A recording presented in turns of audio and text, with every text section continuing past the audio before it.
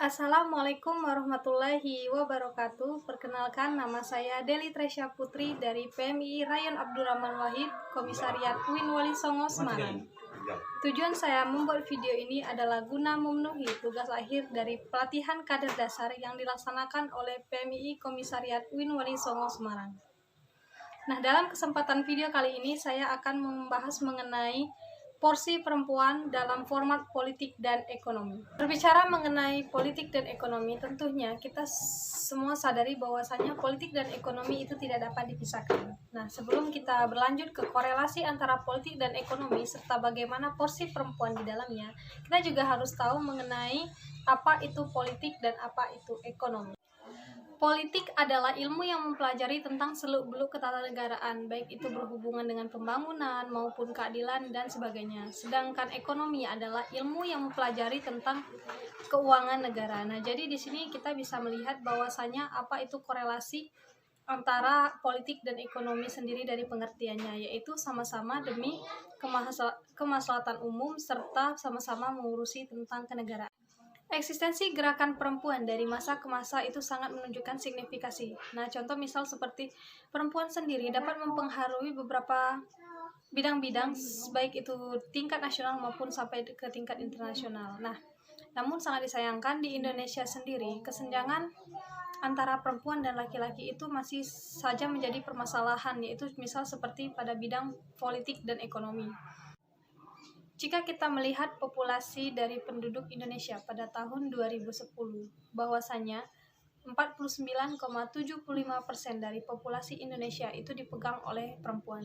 Namun sangat disayangkan, wakil perempuan yang duduk di dalam kursi parlementer itu sangat minim sekali. Nah, menurut Undang-Undang Nomor 2 Tahun 2008, bahwasanya minimum 30% dari kursi parlementer itu diduduki oleh perempuan, sehingga memang adanya wakil dari perempuan yang duduk dari parlementer untuk menyuarakan suara ataupun hak-hak dari perempuan. Namun sangat disayangkan sekali lagi, 30% minimum yang telah diberikan itu saja tidak bisa terpenuhi oleh perempuan. Yang kedua yaitu UMR atau gaji rata-rata daripada perempuan dan laki-laki itu tidak sama, dan serta masih banyak lagi kasus-kasus yang lainnya yang memuat antara ketidaksetaraan antara perempuan dan laki-laki.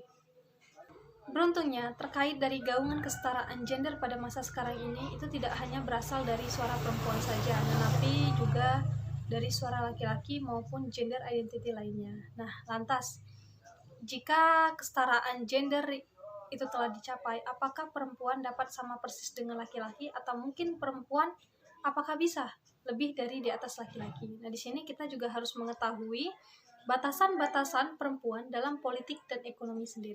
Dalam bidang politik dan ekonomi, perempuan dan laki-laki itu sama memilih hak dalam politik maupun ekonomi seperti yang telah terkandung dalam surat An-Nisa ayat 32. Nah, di sana terlihat jelas bahwasannya Allah Subhanahu wa taala itu tidak membedakan antara laki-laki dan perempuan.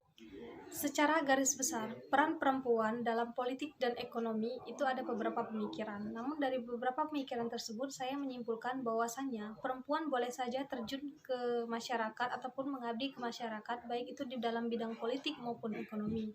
Nah, namun di samping itu juga kita tidak boleh meninggalkan tugas ataupun fungsi kita sebagai anak, sebagai istri maupun sebagai ibu. Dalam bidang politik dan ekonomi, perempuan juga harus memperhatikan beberapa hal, misal seperti bagaimana secara kodrat maupun secara ajaran agama bagian-bagian yang memang boleh dimasuki oleh perempuan dan mana bagian-bagian yang memang tidak perlu dimasuki oleh perempuan ataupun memang tidak boleh dimasuki oleh perempuan. Yang pertama ada posisi imam saat sholat seperti yang telah diajarkan oleh agama Islam. Yang kedua yaitu pembagian hak waris. Yang ketiga kuantitas dari sahnya kesaksian antara laki-laki dan perempuan yang berbeda, yaitu 2:1. Dan yang ketiga adalah ketika wanita haid ataupun nifas, perempuan tidak wajib untuk sholat ataupun berpuasa. Islam memang menempatkan antara laki-laki dan perempuan itu sama, namun Tuhan Yang Maha Esa juga telah menganugerahkan perbedaan secara kodrati laki-laki dan perempuan yang memang tidak dapat disetarakan. Nah, untuk mengatasi perbedaan kodrat yang memang tidak dapat disetarakan, itu perlu adanya perempuan dan laki-laki itu saling membutuhkan. Nah, jadi untuk mengatasi perbedaan tersebut, hendaklah perempuan dan laki-laki itu saling bekerja sama, saling membutuhkan, serta saling tolong-menolong seperti itu.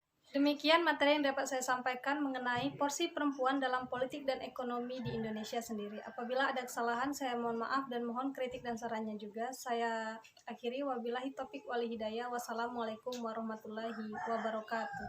Salam pergerakan.